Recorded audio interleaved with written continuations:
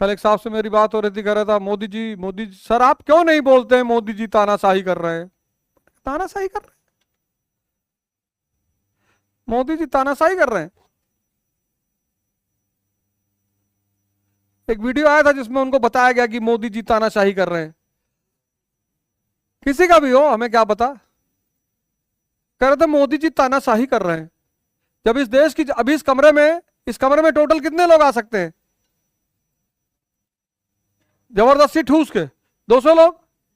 और इस कमरे में अगर तुमने 800 लोग घुसा दिए, मरने की नौबत आएगी कि नहीं आएगी?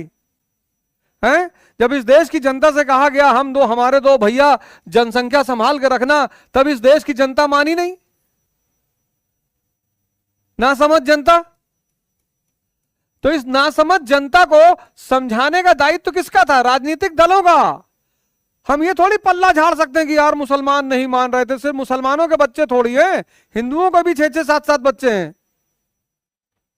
आज देश की जनसंख्या क्या हो गई? 1 अरब 50 करोड़। जनसंख्या विस्फोट हो गया, पॉपुलेशन एक्सप्लोजन हो गया है। 1 अरब 50 करोड़। जिस देश में सिर्फ 70 करोड़ लोग कायदे से रह सकते हैं, उस देश में 1 अरब 50 करोड़ लोग हो गए। तो पहली गलती किसकी? जनता की। उसको नहीं देखोगे, सिर्फ मोदी जी को तानाशाह बोलोगे। जनता की जिम्मेदारी नहीं थी, और चलो नासमझ थी जनता, इनोसेंट थी जनता, नहीं जान पाई, तो बाकी राजनीतिक दलों को जनता को समझाना चाहिए था कि नहीं समझाना चाहिए था कि भैया जनसंख्या बढ़ रही है, हम अस्पताल हॉस्पिटल नौकरी नहीं दे पाएंगे। तब तो वोट के डर के मारे कोई कुछ बोला नहीं कि करो पैदा करो पैदा, वोट हमको देना, हाँ आपको देंगे। मोदी को तानाशाह कह रहे हैं। और मोदी तो 14 में आए सत्ता में, इकोनॉमी का बेसिक रिफॉर्म्स क्यों नहीं किया? Basic reforms in economy, industrialisation क्यों नहीं किया? किसने रोक रखा था? 2014 से पहले किसी ने रोक रखा था? मनमोहन सिंह जी 10 साल प्रधानमंत्री थे, कितनी फैक्ट्री यूपी बिहार में लगवा दी। और उसी बीच दुनिया में इकोनॉमिक डिप्रेशन आ गया।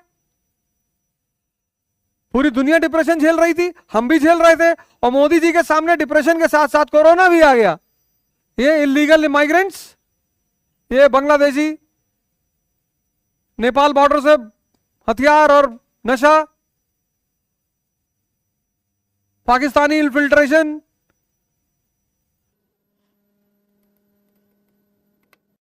जब सब कुछ बिगड़ गया, तो अब वो ऑपरेशन नहीं करेगा? सुनो 2014 से पहले लोगों का स्टेटमेंट, मैं भारत के संविधान को नहीं मानता। मौलाना बुखारी ने जामा मस्जिद में कहा था, हाँ मैं पाकिस्तान का एजेंट हूं, जिसको जो बिगाड़ना हो बिगाड़ ले। अब बोले कोई? अब बोलो,